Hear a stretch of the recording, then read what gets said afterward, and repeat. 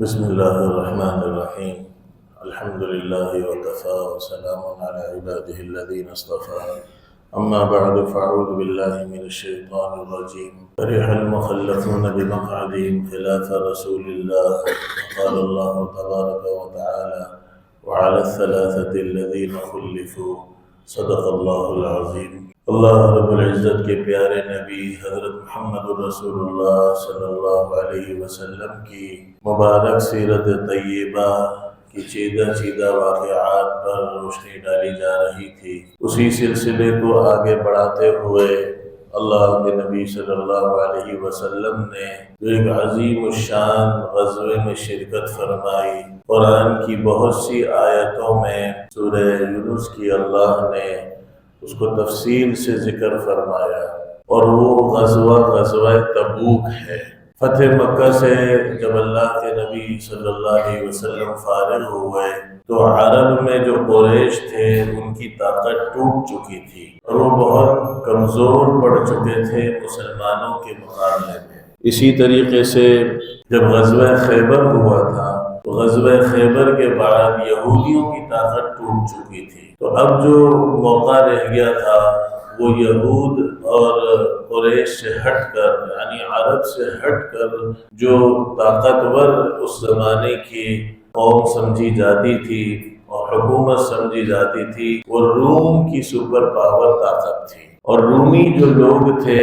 ویسے بھی وہ اور کسرا، ایران، یہ دنیا کی دو سپر پاور طاقتیں ہمیشہ سے عربوں پر غالب آتی رہی تھی۔ عرب لوگ ان کو بہت بڑا سمجھتے تھے، اور وہ وقت ایسا تھا کہ جس میں رومی لوگ کسرا اور ایرانیوں پر غالب بھی آ چکے تھے۔ اس وجہ سے ان کا غرور، ان کا تکبر بہت بڑھ چکا تھا۔ اب انہوں نے یہ سنا کہ عرب کے جو لوگ منتشر ہو چکے تھے اور فرقوں میں بٹ چکے تھے، ان کی طاقت پارا پارا ہو چکی تھی، اب یہ دوبارہ منظم ہو رہے ہیں۔ مسلمانوں کے بارے میں سنا اور دوبارہ متحد ہو رہے ہیں، تو کیوں نہ ایسا ہو کہ ہم ان مسلمانوں پر حملہ کر کے عرب کی اس طاقت کو دوبارہ ابھرنے نہ دیں اور ان کا نام و نشان مٹا دیں۔ اللہ کے نبی صلی اللہ علیہ وسلم کو رومیوں کے ان عزائم کا پتہ چلا، اور آپ کو ان کے غرور اور تکبر کا اندازہ اس سے بھی ہو چکا تھا کہ آپ علیہ السلام نے ایک صحابی حضرت حارث کو خط دے کر بھیجا تھا رومی بادشاہ کی طرف۔ تو بصرہ کا جو گورنر تھا، شرحبیل اس کا نام تھا، اس نے اللہ کے نبی صلی اللہ علیہ وسلم کے خط کو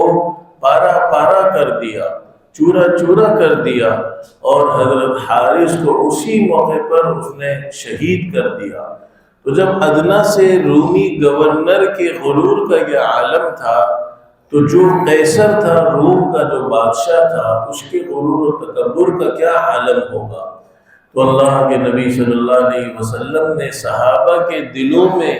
اس بات کو پیدا کرنے کے لیے کہ سپر پاور طاقت صرف اللہ کی ہے، اس زمانے کی سپر پاور طاقت روم کے مقابلے کے لیے صحابہ کو ترغیب دی، اور انہیں یہ بتلایا کہ جب اللہ کی مدد ہوتی ہے اور ایمانی طاقت ہوتی ہے اور اللہ سے تعلق ہوتا ہے تو اللہ دشمنوں کے دلوں میں رعب کو ڈال دیتے ہیں، اور یہ جیش العسرہ کہا جاتا ہے۔ قرآن مجید میں اللہ نے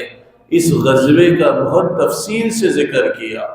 اللہ کے نبی صلی اللہ علیہ وسلم نے سن 9 ہجری میں غزوہ تبوک کے لیے تبوک کی جگہ پر جانے کا جب اعلان فرمایا تو وہ کھجوروں کے باغات کے پکنے کا وقت تھا اور تجارت کا بھی وقت تھا، سخت گرمی تھی اور سخت فقر بھی تھا، تنگی بھی بہت زیادہ تھی، جانے کے لیے صحابہ کے پاس سامان بھی نہیں تھا۔ دنیا کی سپر پاور طاقت سے مقابلہ ہے اور نہتے صحابہ ہیں، مال ان کے پاس نہیں ہے، توشہ ان کے پاس نہیں ہے، سواریاں ان کے پاس نہیں ہیں۔ اللہ کے نبی صلی اللہ علیہ وسلم نے سب سے پہلے تو صحابہ کو ترغیب دی چندے کی کہ مسجد نبوی میں اپنی اپنی استطاعت کے مطابق، اپنی اپنی طاقت کے مطابق مال و دولت جمع کرا دو۔ دوڑے دوڑے حضرت عمر رضی اللہ عنہ اپنے گھر تشریف لے گئے۔ حضرت عمر نے یہ سوچا کہ آج تو میں ابو بکر پر سبقت لے جاؤں گا، اور اپنے پورے گھر کے ہر مال کے 2 حصے کیے، ایک حصہ گھر والوں کو دیا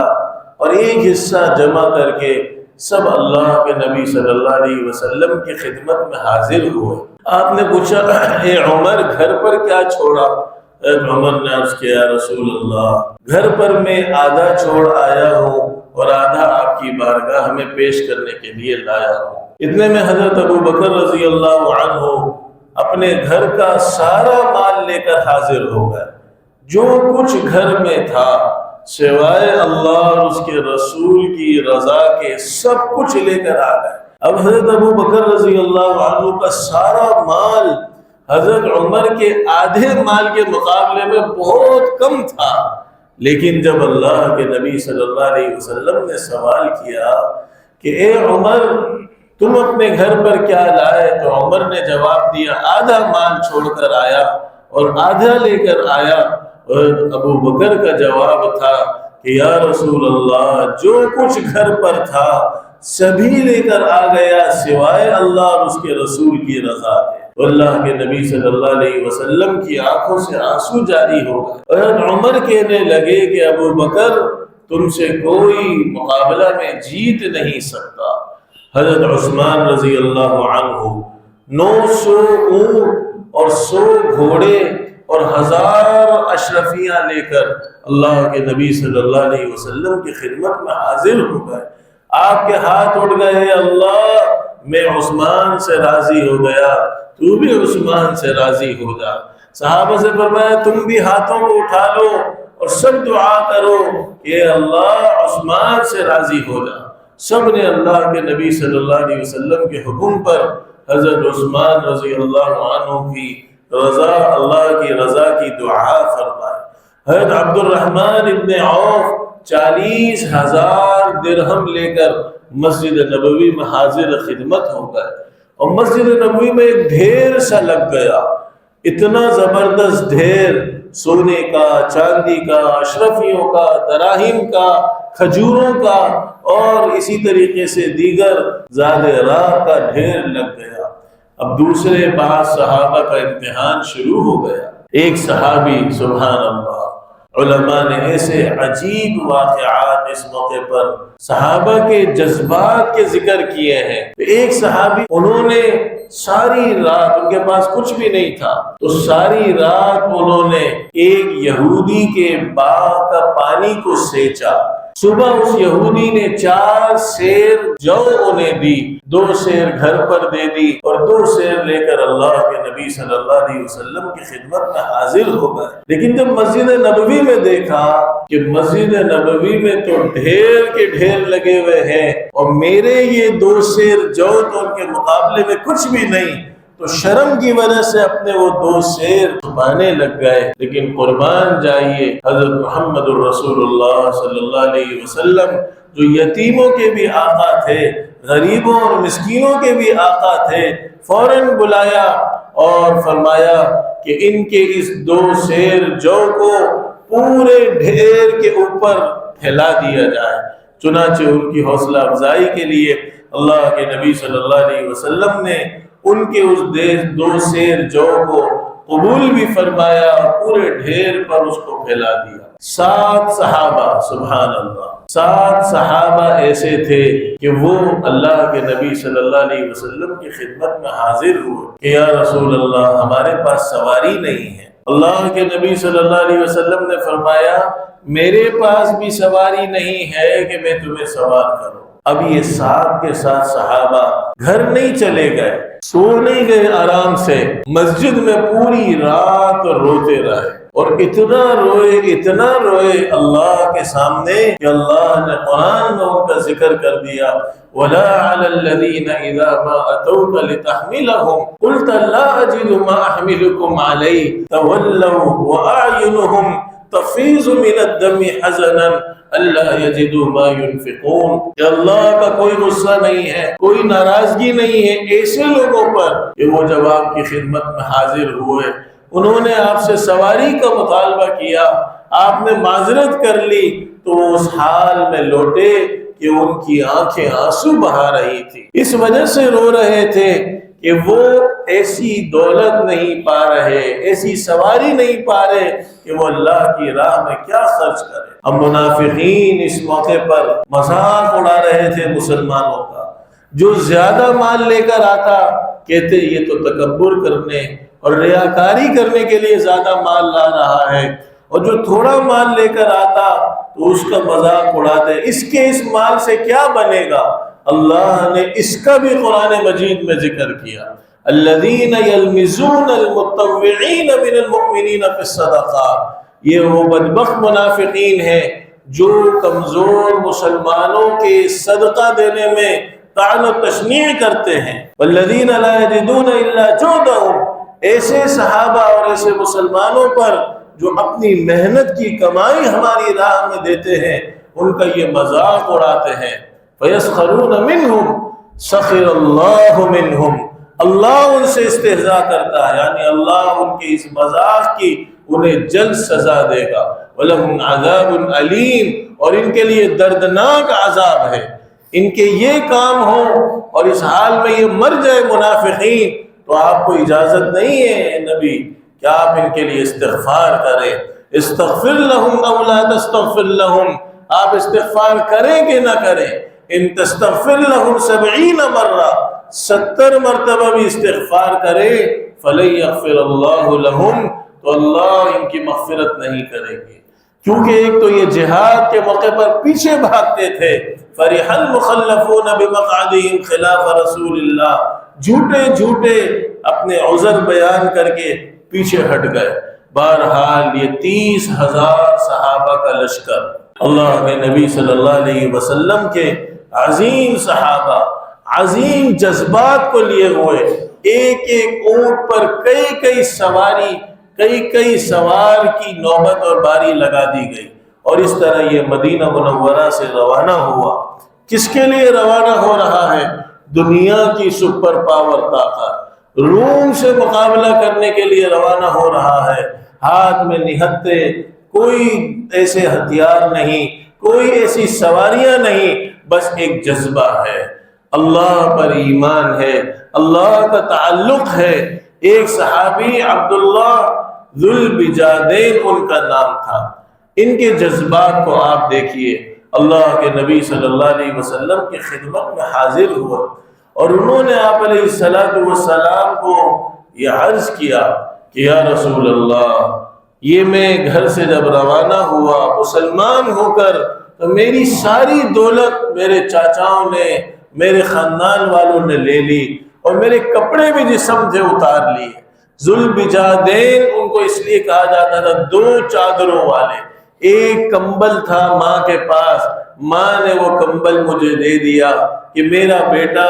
ننگا اور برہنہ تو گھر سے نہ نکلے، چنانچہ اس کے میں نے 2 ٹکڑے کیے۔ یا رسول اللہ، ایک میں نے اس کو ازار بنا لیا، دوسرے کو اوپر سے چادر بنا لیا، اور اب میں اس موقع پر اللہ سے آپ دعا کر دیجئے، اس طلب کے ساتھ شامل ہو رہا ہوں کہ اس غزوہ تبوک میں اللہ میری جان لے لے، اور میری جان کا نذرانہ میں اللہ کی بارگاہ میں پیش کرنا چاہتا ہوں۔ تو اللہ کے نبی صلی اللہ علیہ وسلم نے کھجور کے درخت کی ایک چھال کا تھوڑا سا ٹکڑا ان کے دائیں بازو پر باندھ دیا، اور اللہ سے دعا کی، اے اللہ کسی کافر کی کوئی تلوار عبداللہ کے قریب نہ آئے۔ اس کا نام عبداللہ تھا، عبد العزہ تھا، آج یہ آپ کا بندہ بن چکا ہے۔ تو وہ فوراً عرض کرنے لگے، یا رسول اللہ، میں آپ سے جام شہادت کی درخواست کر رہا ہوں، آپ نے اللہ سے ایسی دعا کر دی۔ آپ نے فرمایا، عبداللہ، اللہ کی راہ میں بغیر شہادت کے بھی جس کا انتقال ہو جائے وہ بھی شہید ہے۔ چنانچہ راستے میں انہیں بخار ہو گیا، بغیر جنگ کے جنگ تو ہوئی نہیں جیسے عرض کرتا ہوں، اور اللہ نے ان کو یہ جام شہادت نصیب فرما دیا، شہادت کا منصب نصیب فرما دیا، اس بخار میں ان کا انتقال ہو گیا۔ تو صحابہ کے 30,000 لشکر جب یہ تبوک کے موقع پر پہنچا، اور ان کے صرف اور صرف جذبات جو تھے وہ اللہ اکبر کے جذبات تھے کہ سپر پاور طاقت ایک اکیلے اللہ کی ہے۔ جب انسان کسی کو اور کو طاقتور سمجھتا ہے، چاہے وہ کوئی حکومت ہو، چاہے وہ کوئی اور طاقت ہو، تو اللہ اس کا رعب اس کے دل میں ڈال دیتے ہیں۔ اور جو دل سے کہتا ہے اللہ اکبر کہ صرف میرا اللہ بڑا ہے، میری اللہ کی طاقت دنیا کی ہر طاقت سے بڑھ کر ہے، میرے اللہ کی بادشاہت دنیا کے ہر بادشاہ سے، اس کی بادشاہت سے بڑھ کر ہے، تو پھر اللہ ان کا رعب اور ان کا دبدبہ اور ان کا خوف پھر دل سے نکال دیتا ہے۔ تو صحابہ بے خوف و خطر،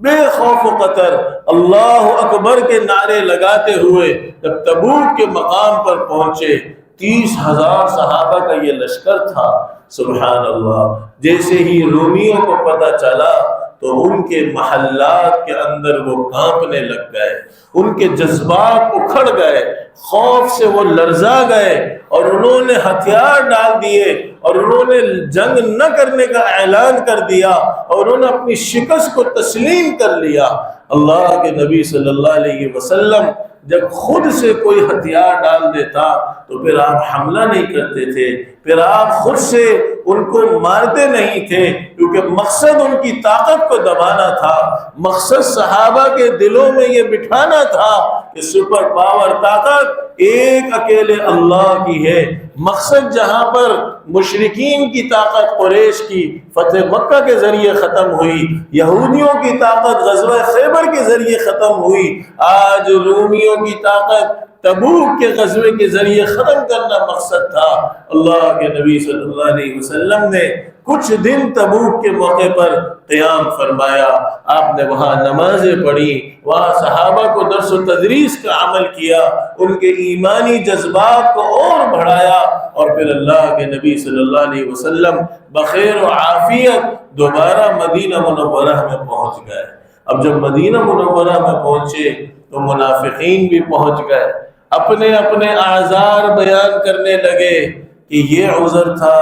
اس لیے ہم نہ آ سکے، یہ وجہ تھی اس لیے ہم پیچھے رہ گئے، یہ مسئلہ تھا اس لیے ہم حاضر خدمت نہ ہو سکے۔ لیکن اللہ کے نبی صلی اللہ علیہ وسلم نے کسی منافق کے کسی جھوٹے عذر کی کوئی تردید نہیں فرمائی، سب کی معذرت کو قبول کر لیا، سب کے معاملے کو اللہ کے سپرد کر دیا۔ ہاں، 3 صحابہ ایسے تھے، حضرت کعب بن مالک، حضرت مرارۃ بن الربیع، حضرت ہلال بن امیہ، یہ 3 صحابہ ایسے تھے جو تھوڑی سی سستی کی وجہ سے آج نکلتے ہیں، کل نکلتے ہیں، کوئی مسئلہ نہیں، سواری تیز ہے، ہم اللہ کے نبی کے لشکر کو پکڑ لیں گے، شامل ہو جائیں گے، اور یہ دن گزرتے گئے، اتنے میں اللہ کے نبی واپس بھی تشریف لائے۔ اب یہ 3 صحابہ شرمندگی کے ساتھ حاضر خدمت ہوئے، اور ان تینوں نے کہا یا رسول اللہ، سوائے سستی کے، سوائے غفلت کے ہمارے پاس کوئی عذر نہیں ہے، ہم سے غفلت ہوئی، ہم سے سستی ہوئی، ہمارے پاس مال بھی تھا، ہمارے پاس سواریاں بھی تھیں۔ اب اللہ کے نبی صلی اللہ علیہ وسلم نے ان سے ناراضگی کو ظاہر فرما دیا۔ حضرت کعب بن مالک فرماتے ہیں اللہ کے نبی صلی اللہ علیہ وسلم نے 40 دن تک صحابہ کو حکم دیا کہ کوئی ہم سے بات نہ کرے، کوئی ہم سے معاملہ نہ کرے۔ فرماتے ہیں کہ یہ 40 دن نہیں تھے، 40 سال نہیں تھے، یہ ہزاروں سال تھے ہمارے اوپر۔ ہم مسجد نبوی میں جاتے، صحابہ کو سلام کرتے، کوئی ہمیں سلام کا جواب نہ دیتا، اللہ کے نبی کو سلام کرتے، اللہ کے نبی سلام کا جواب نہ دیتے۔ فرماتے ہیں کہ میرا ایک چچا زاد بھائی تھا، ابو قتادہ اس کا نام تھا، جب میں اس کے باغ میں گیا، میرا اس سے بڑا تعلق تھا، میں نے اسے سلام کیا، اس نے سلام کا جواب نہ دیا، تو میں نے اس سے کہا کہ اللہ کی قسم میں مسلمان ہوں، میں اللہ کے رسول سے محبت کرتا ہوں۔ اس نے ایک ہی جواب دیا کہ ہمیں معلوم نہیں کیا وجہ ہے، اللہ کے رسول صلی اللہ علیہ وسلم کی ناراضگی کی وجہ سے ہم آپ سے بات کرنے کے لیے تیار نہیں ہیں۔ فرماتے ہیں کہ میرے پاؤں کے نیچے سے اور زمین نکل گئی، اور اتنے میں ایک عیسائی شخص کی طرف، عیسائی بادشاہ کی طرف سے، غسان کا بادشاہ جو عیسائی تھا، ایک خط مجھے بازار میں ایک تاجر نے دیا۔ حضرت کعب بن مالک فرماتے ہیں اس خط میں لکھا ہوا تھا اگر تمہارا نبی تم سے ناراض ہو گیا تو تم غسان میں آ جاؤ، ہم تمہارا اکرام کریں گے، ہم تمہارا اعزاز کریں گے۔ انہوں نے اسی خط کو پھاڑ کر اس قاصد کے سامنے تنور جل رہا تھا اس میں ڈال دیا، اس بات کو بتلاتے ہوئے کہ دنیا کی کوئی بڑی سی بڑی طاقت مجھے اللہ کے رسول صلی اللہ علیہ وسلم سے جدا نہیں کر سکتی، مجھے اللہ کے نبی سے دور نہیں کر سکتی۔ ہم سے غلطی ضرور ہوئی ہے، ہم توبہ کرتے ہیں، ہم استغفار کرتے ہیں، ضرور اللہ ہماری توبہ کو قبول فرمائیں گے۔ فرماتے ہیں 40 دن گزرے، اللہ کے نبی کی طرف سے قاصد آیا کہ اپنی بیوی کو بھی چھوڑ دو۔ عرض کیا یا رسول اللہ کے رسول سے پوچھ کر آؤ۔ اس قاصد سے کہا کہ اللہ کے رسول سے پوچھ کر آؤ کہ میں اسے طلاق دے دوں یا اسے علیحدہ کر دوں۔ تو اللہ کے نبی صلی اللہ علیہ وسلم نے قاصد سے کہا طلاق تو نہیں دو، البتہ اسے جدا کر دو۔ چنانچہ فرماتے ہیں میں نے اپنی بیوی سے کہا کہ تو اپنی ماں کے گھر چلی جا۔ اللہ کے نبی صلی اللہ علیہ وسلم کا حکم ہے۔ اب 50 دن گزر گئے، 10 دن اور گزر گئے، میں اپنے گھر کی چھت پر فرماتے ہیں بیٹھا ہوا تھا، زمین مجھ پر تنگ ہو چکی تھی۔ اللہ قرآن میں ان کے الفاظ، ان کے جذبات کی وضاحت ان الفاظ سے فرما رہے حتی اذا ضاقت علیہم الارض بما رحبت، زمین اپنی وسعت کے باوجود ان پر تنگ ہو گئی، وضاقت علیہم انفسہم، ان کی اپنی جان ان پر تنگ ہونے لگ گئی، وظنوا ان لا ملجأ من اللہ الا الیہ، اور ان کو یقین ہو گیا کہ اب اللہ کے عذاب سے سوائے اللہ کے ہمیں کوئی نہیں بچا سکتا۔ لیکن ایک شخص نے مجھے گھر کی چھت پر ایک زور سے آواز دے کر منادی نے کہا کہ ایک آپ خوشخبری سن لو، خوشخبری سن لو، اللہ نے تمہاری توبہ کو قبول کر لیا، اللہ نے تمہاری معافی کا اعلان کر دیا۔ فرماتے ہیں میں اتنا خوش ہوا کہ جو کپڑے میں نے پہنے ہوئے تھے وہ اتار کر اس چادر کو اسے ہدیے کے طور پر دے دیا، اور دوڑے دوڑے اللہ کے نبی صلی اللہ علیہ وسلم کی خدمت میں حاضر ہوا۔ تو آپ علیہ السلام کا چہرہ 14ویں رات کے چاند کی طرح کھل رہا تھا، اور اللہ کے نبی مسکرا رہے تھے، اور اللہ کے نبی فرما رہے تھے کہ ایک آپ خوشخبری سن لو، اللہ نے تمہاری معافی کا اعلان کر دیا ہے۔ اور اللہ نے ان آیتوں کے ذریعے وَعَلَى الثَّلَاثَةِ الَّذِينَ خُلِّفُوا، ان کی توبہ کو ذکر کرنے سے پہلے اللہ نے دوسرے صحابہ کی توبہ کا ذکر کیا۔ لَقَدْ تَابَ اللَّهُ عَلَى النَّبِيِّ، اللہ نے نبی کی توبہ کو قبول کر لیا، والمہاجرین والانصار، مہاجرین اور انصار کی توبہ کو قبول کر لیا۔ کس بات کے اوپر؟ کہ یہ لوگ جیش عسرہ میں شامل ہوئے، مشقت والی جنگ انہوں نے لڑی، اور اس کے بعد علی الثلاثۃ الذین خلفوا کہہ کر فرمایا، اور پھر اللہ نے ان 3 حضرات کی توبہ کو بھی قبول کر لیا، حضرت کعب بن مالک، حضرت ہلال بن امیہ اور حضرت مرارہ بن الربیع، جو کسی وجہ سے شامل نہ ہو سکے، تو قیامت تک کے لیے ان کی توبہ کی قبولیت کا اللہ نے قرآن میں ذکر کیا۔ تو یہ اشارہ اس بات کی طرف ہے۔ فرماتے ہیں کہ میں اللہ کے نبی کی خدمت میں نے عرض کیا یا رسول اللہ، سچ کی وجہ سے اللہ نے مجھے نجات دی، اب میرا بھی عہد ہے زندگی بھر کبھی جھوٹ نہیں بولوں گا۔ جن منافقین نے جھوٹ بول کر اپنے آزار منوا لیے ان کے لیے کوئی توبہ نہیں ہوئی، اور چونکہ میں نے سچ بولا تو اللہ نے میری سچائی کی وجہ سے میری توبہ کا ذکر قرآن میں کر دیا۔ اور یا رسول اللہ، میں اپنا سارا مال، کیونکہ اس مال کی وجہ سے میں اللہ کی راہ میں جانے سے، میں غزوے میں جانے سے رہ گیا، اب یہ سارا مال میں اللہ کی راہ میں دیتا ہوں۔ اللہ کے نبی صلی اللہ علیہ وسلم نے فرمایا نہیں، کچھ مال اپنے لیے رکھ لو اور کچھ اللہ کی راہ میں دے دو۔ تو اللہ سے دعا ہے بھائی، اللہ صحابہ کی عظیم قربانیاں جو انہوں نے جان سے دی، مال سے دی اس دین کی خاطر، اللہ ان قربانیوں کی انہیں بہترین صلہ اور بدلہ عطا فرمائے، اور اللہ ان کے نقش قدم پر ہم سب کو بھی اپنی جان سے، اپنے مال سے، اپنی صلاحیتوں سے اس دین کی حفاظت و قدردانی کی توفیق نصیب فرمائے۔ وآخر دعوانا الحمدللہ۔